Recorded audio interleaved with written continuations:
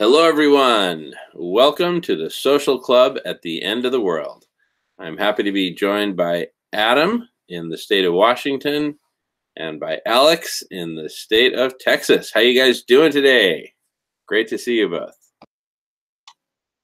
Great. Thanks, Jamie. Doing well, Jamin. I hope you're doing okay. Get some.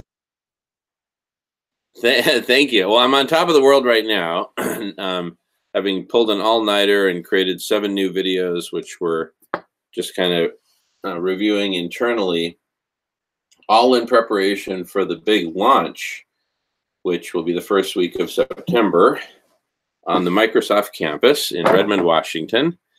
And Adam's coming. Oh my goodness, Alex, would love for you to come, buddy. I'll cover all the, anyway, we can talk about the particulars. But if you want to come, let's make cool. it. Adam's coming. That's cool. Yeah, ain't it? And also, Gaio from Shasta is coming. Michael Gaio, and yeah, we got a number of people coming. Male and female, so really excited. And with these videos, I hope you guys get a chance to kind of preview them for our audience. I think you'll really like them, how we communicate everything. And anyway, I'm just kind of floating after having worked on that all night long. See, for Michael Call, who's in Thailand, it's 10 hours earlier, so no problem for him. He gets to do it in the daytime, but it's the middle of the night. But man, we were super productive on it. So anyway, but the basic gist of it is explaining what is radical collective intelligence, and an invitation to this tech sector to jump in, because let's face it, spaceship Earth is going down. The governments of the world are too darn corrupt and too darn in the pockets of the oil and gas sector. And the sector is strongly dependent upon it. And so they're really not in a position to jump in the game, right? There's just too much corruption. Now, the private sector works with arguably a much higher degree of integrity. The non-military private sector, in general, works with a much higher degree of integrity than most, governments around the world. And so, I think we have the noblesse oblige to take this on, and to jump in and co-create collective intelligence, so that we can generate all the golden eggs, all the solutions. So anyway, that's the gist of it. And so it's time for the tech sector to lead, to jump in there and lead. This is the new internet wave. And, who wants to go first?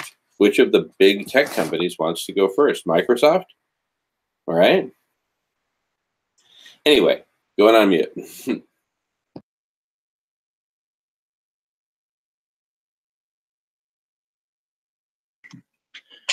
Well, this is going to be a short one today, I guess. So I don't have a lot to add. I'm just want to encourage you to keep going and keep trying. Maybe a little caution on the ASI part.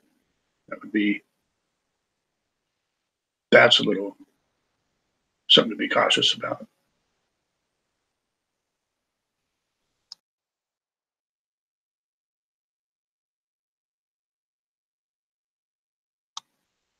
Jamin, you're muted.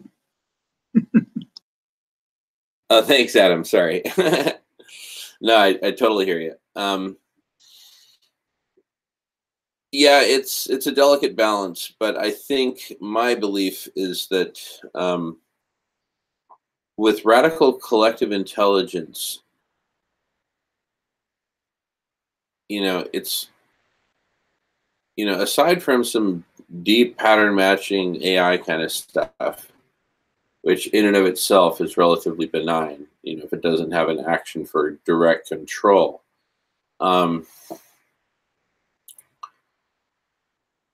Aside from that pattern recognition stuff, which is, you know, deep and super valuable, it's nothing out of this world, right? And you know, in terms of, you know, determining which topics in a taxonomy a given conversation is about and things like that. I mean, you know, it's neurolinguistic processing. It's, you know, some pattern matching, and but it's not, you know, it's nothing fundamentally complex. So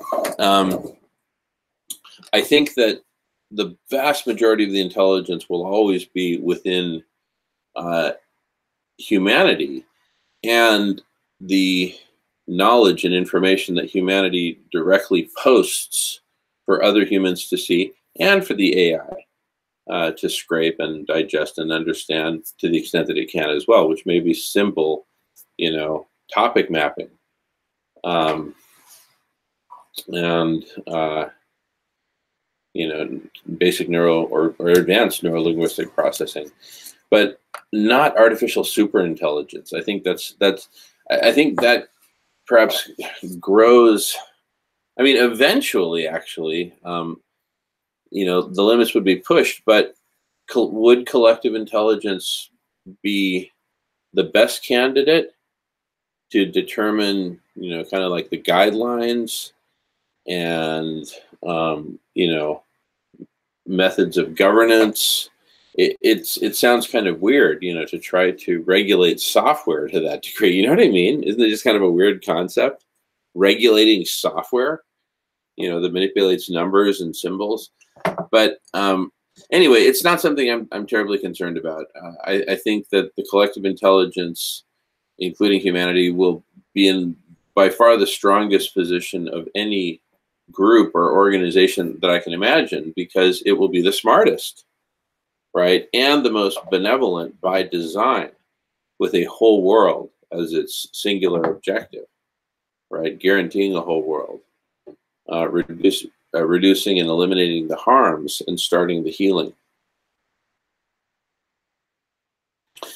Anyway, going on mute. Really good discussion.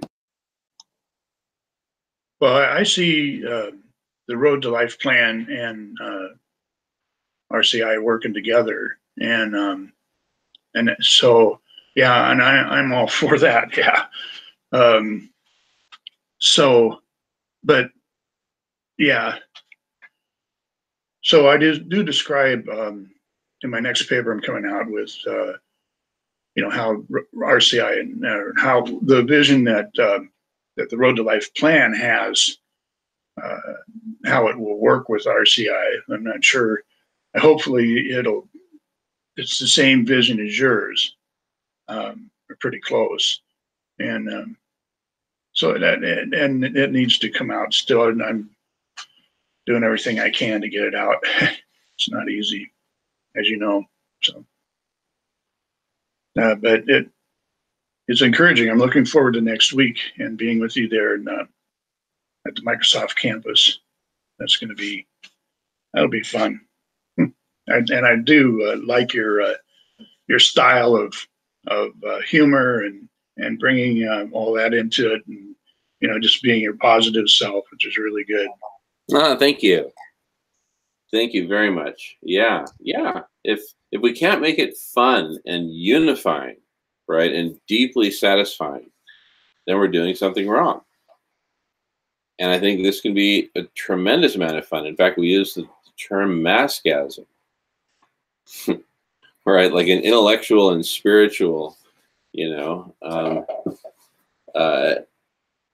just deep satisfaction for finally connecting and achieving our potential as a species, as a united species. That is this fragmented species where each of us is trying to slice, dice, and auction off for the highest dollar every last cubic centimeter of Mother Earth. I mean, it's ridiculous. Where does it end? There's no end to it. Go ahead and unmute. Yeah, well, that's why I say the nature of using money, it causes us to do this, it causes us to sell the earth, turn everything into dollar bills.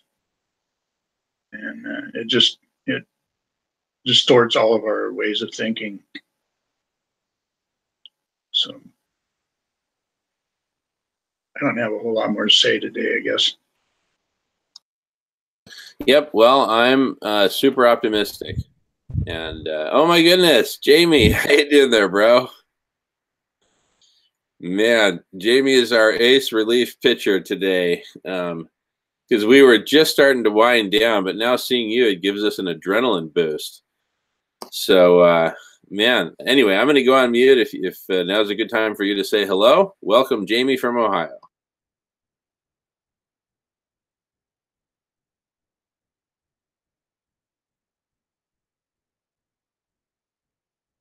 All right. Well, Jamie, feel free to chime in whenever you feel like it. We were just kind of giving a quick wrap up of the 7 videos we recorded in the last 12 hours and how good we feel about all that. And, the basic message of it all. And I cannot imagine that the tech industry will turn its back on this golden opportunity. It's just inconceivable, right? They've got to get some dogs in that fight. And one of them will realize that it will be the Jolt Cola that will wake up the entire sector. The one that really steps up to the plate and says, okay, we're in, right? Let's make this happen, right? Because the dog whistle is being blown. And the smartest folks in the tech companies all over the world will hear the dog whistle and understand that this is the real deal. And that this is what we need to do. And it's, once you assimilate it, it's obvious that that's the way we need to go, right? Obvious after the fact, after it's been explained. But anyway, so, the tech sector gives us 2 things. It gives us, number one, the software, the ICT, all the systems within the technological platform. In very good time. The tech sector has the capacity to crank that out quickly, and also the ability to get significant media coverage for the movement. So those 2 critical things, right? The planetary community of solutionaries gets awakened through the media. In the meantime, we get to launch much more powerful platforms for radical collective intelligence at whatever cycles, monthly or whatever, maybe even much more frequently than that, because, with all these solutionary computer scientists getting on board and working away on it, GitHub style, the faster we'll get this thing built. And like I say, most of it is not rocket science. It's, very straightforward applications of computer science. And I would say some definitely not strong AI, some very, weak forms of AI, frankly, right? I mean, all due respect to the AI. Sometimes the simpler, the better. But anyway, I meander. I'm going on mute. Love to hear you guys' thoughts on all this.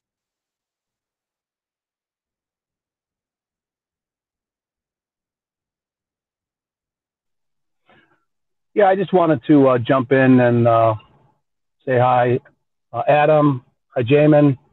I'm just wrapping up things here in Cleveland, Ohio. I'll be jumping on a plane here at 6 p.m. and coming out to Seattle about midnight, and then it starts tomorrow morning. And I concur with everybody's thoughts that, the reality is this whole movement right now is under the radar, and we're going to blow it up in the next few days.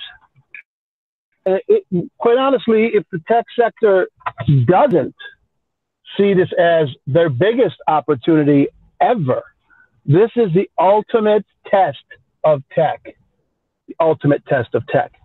And if they make the error to not grab a hold of it or don't think it's in their bailiwick, well, they're just simply wrong. And it's really going to be up to them. You know, the geeks inherit the earth. The bullies lose. And the tech sector is the tip of the spear of the economy all over the world and how the world operates. And as such, they are somewhat the most vulnerable if there is no world, because they're at the top of the heap. And in order to stay there, we've got to keep the rock alive. And that's really the message. And how they do it, how they build things out, what they end up doing, what kind of AI, no, that's just structural. That's just putting bricks and mortar together. That's not hard. They just have to look at the problem and identify the scale of the problem, which is, you know, monumentally, outrageously big. And they're going to have to scale up bigger than anything they've ever thought of, ever considered or conceived of. It's a very simple concept.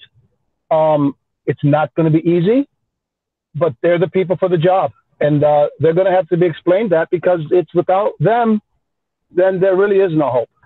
So I'm going to go on mute. I got to get out of the car. I'm going to get off the call, and I'll see you tonight, Jamin. And hopefully I'll be seeing Adam if he's coming out. I hope he's coming out. Give me a thumbs up if you're coming out, Adam. Hey, Jamie, before you take off, I was under the understanding it started next week, not tomorrow. No, the event. The event is next week. Jamin and I are going to. Yeah, the event is next week. Jamin and I are going to be doing preparatory work, flyers, logistical stuff. I'm coming out early to assist with the logistical stuff, so when we get out on scene, there can be no questions that we don't have answers for. So yeah, I'm looking forward to it.